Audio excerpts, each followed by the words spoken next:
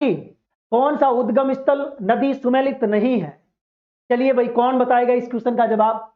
दिवेर से कोठारी, खमनौर से लूणी, बिजराल से खारी और बिछामेड़ा से सोम। कौन बताएगा? आपको बताना है कि कोई एक जो गलत है, जो सुमेलित नहीं है, हमें उसे छांट करके क्या कर लेना है? अलग कर देना है। चलो भाई, सभी लोग तैयार हो? इस क्वेश्चन का जवाब क्या होगा? हाँ जी, लगभग 400 450 विद्यार्थी देख रहे हैं इसका। ये उत्तर बताओ दोस्तों। दिवेर, बिल्कुल ये बात तो सही है कि दिवेर से कोठारी नदी का उद्गम होता है। हम सब जानते हैं कि दिवेर नामक स्थान राजसमंद में है। कहां पर पड़ता है? राजसमंद में, जहां से कोठारी नदी निकलती है।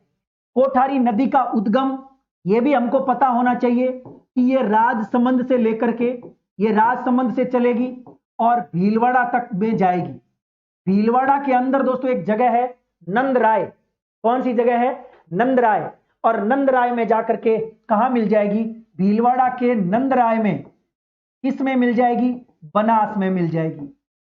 और हम ये भी जानते हैं कि भीलवाड़ा के मांडल में, हाँ जी, भीलवाड़ा के मांडल में कोठारी नदी पर, मांडल में, यहां लिख देता हूं मांडल में दोस्तों, कौन सा बांध है?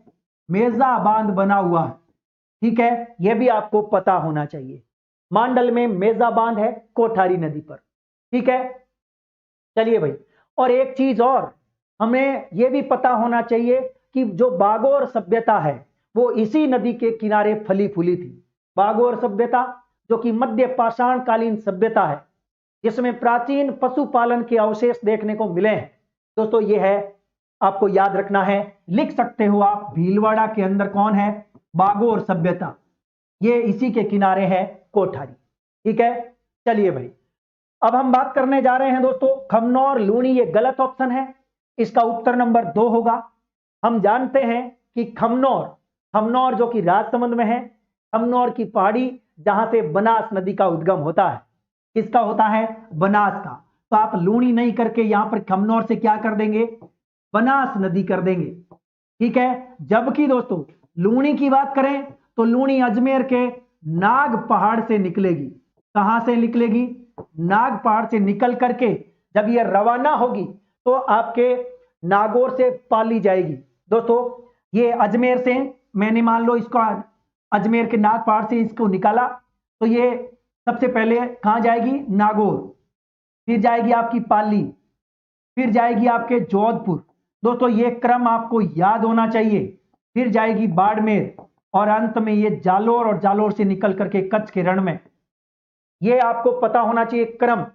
नागौर, देखो अजमेर से निकली तो अजमेर, उसके बाद नागौर, फिर पाली, फिर आपका जोधपुर, वेरी इंपॉर्टेंट, और बाड़मेर और जालोर। ये पता होना चाहिए लूणी नदी के बारे में। ठीक है, इसके बाद में बनास नदी का अपवाह क्षेत्र भी आपको पता होना चाहिए। फटाफट लिख दीजिए, कमेंट्स बॉक्स में लिख के बताओ, बनास नदी का प्रवाह क्षेत्र कौन कौन से जिलों में है? देखते हैं कौन बताता है। मैं इंतजार कर रहा हूं आपके उत्तर का। रेडी हो सभी लोग? वो 6 जिले आपको क्रम बताना है। जैसे मान लो राजसमंद से निकली, फिर किस जिले में जाएगी, फिर किस में, फिर किस में, ऐसा मुझे कमेंट्स बॉक्स में लिख के बताओ।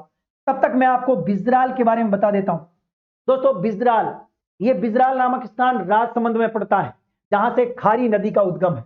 दोस्तों आप लिख सकते हैं बिजराल राजसमंद में। और यहां से कौन सी नदी का उद्गम है? खारी नदी का। यह आपको याद रखना है।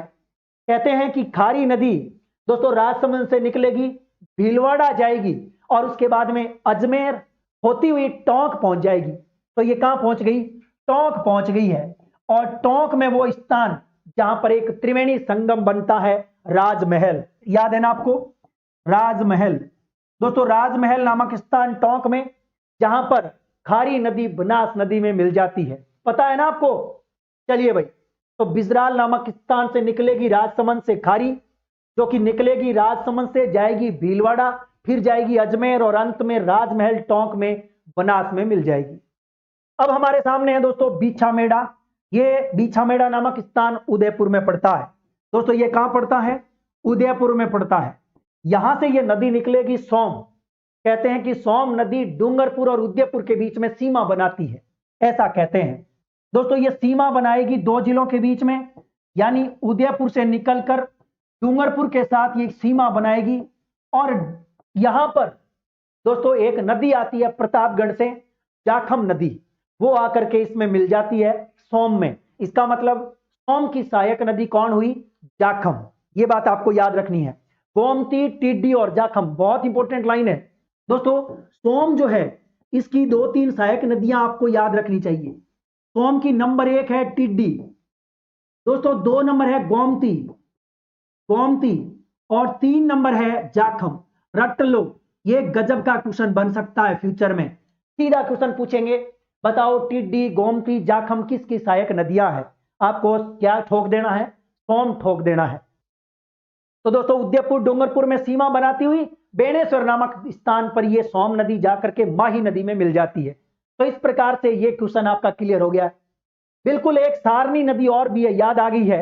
एक सारनी नदी भी आप लिखेंगे दोस्तों, मैंने 3 लिखी है, एक और सारनी लिखो। सारनी, ये क्वेश्चन भी आ चुका है, ध्यान रखना। सारनी नदी किसकी सहायक नदी? ये क्वेश्चन पूछा गया था, सारनी। तो ये आपके सोम की 4 सहायक नदियां, टिड्डी, गोमती, जाखम, सारनी। लिख लो अपने रजिस्टर में सोम नदी लिख करके उसकी 4 सहायक नदियां, और जब भी मौका मिले उसको पढ़ो, बार बार पढ़ो, याद हो जाएगी, ऐसा कुछ भी नहीं है। तो दोस्तों ये वेरी इंपॉर्टेंट क्वेश्चन था, ये मैंने आपको करा दिया है। लिए चलता हूं अगले